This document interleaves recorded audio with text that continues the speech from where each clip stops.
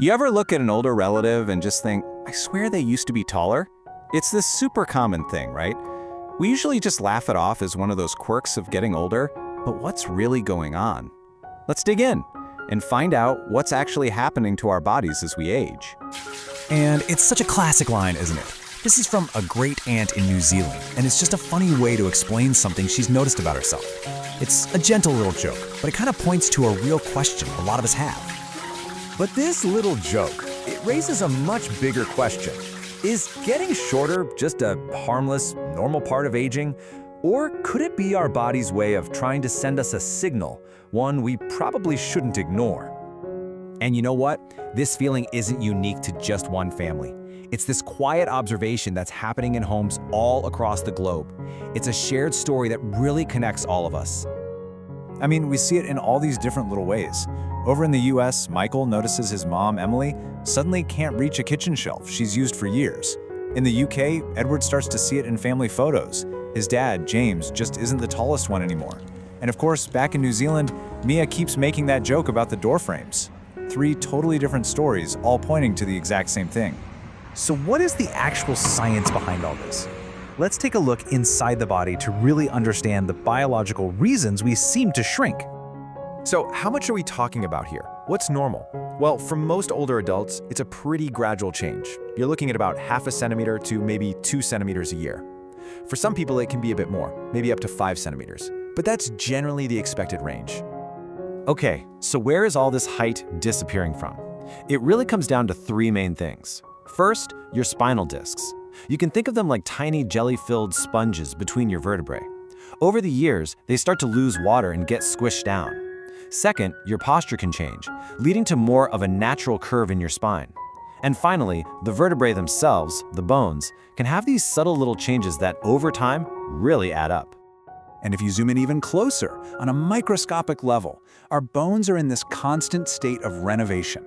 It's like you have a demolition crew breaking down old bone and a construction crew building new bone.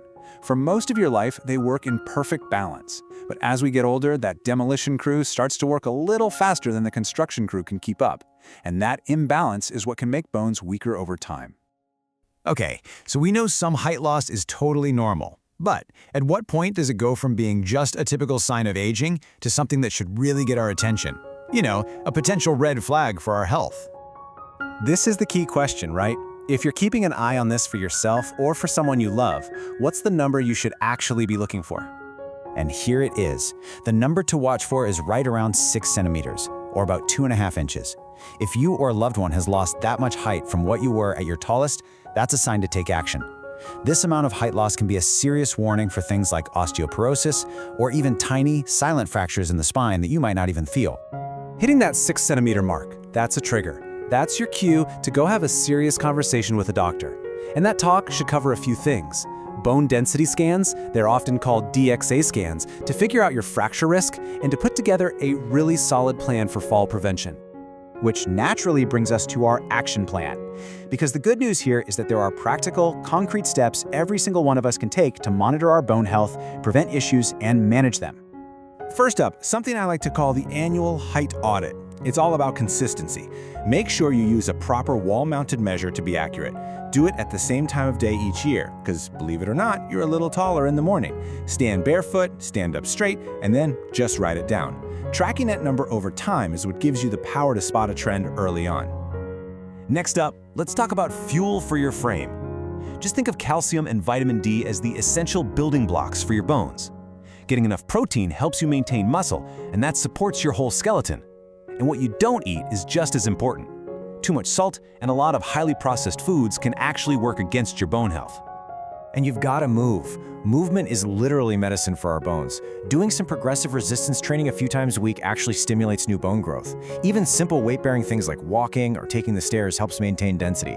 And please, don't forget balance and posture work. Things like Tai Chi can be amazing for reducing your risk of a fall. And because a fall can be absolutely catastrophic for fragile bones, making your home safer is just non-negotiable.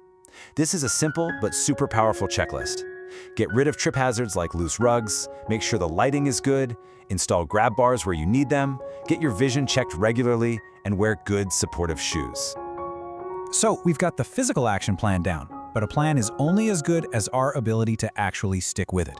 And that brings us to a final, absolutely crucial piece of the puzzle that might just be the most important of all: the power of human connection. You see, there are two very different realities of aging. On one side, you have loneliness, which often leads to isolation and, frankly, worse health outcomes. It's just harder to stick to a plan when you're all on your own. But on the other side, you have belonging, feeling connected to other people. That does the exact opposite. It reinforces healthy routines, it improves your mood, and it makes the entire action plan something you can actually stick with. And remember Michael and his mother Emily? He noticed that she literally seemed to stand taller on the days when her family came to visit. Her posture got better, she complained less about pain, and she was just happier. It goes to show that connection has a real, tangible, physical impact. So all of this leaves us with one final thought. While the number on the height chart might go down over time, that's not the only thing that matters, not by a long shot. The real question is, what can we help to rise? Things like function, comfort, independence, and, most importantly, a sense of meaning. Those are the things we can work to elevate to ensure a high quality of life no matter what the measuring tape says.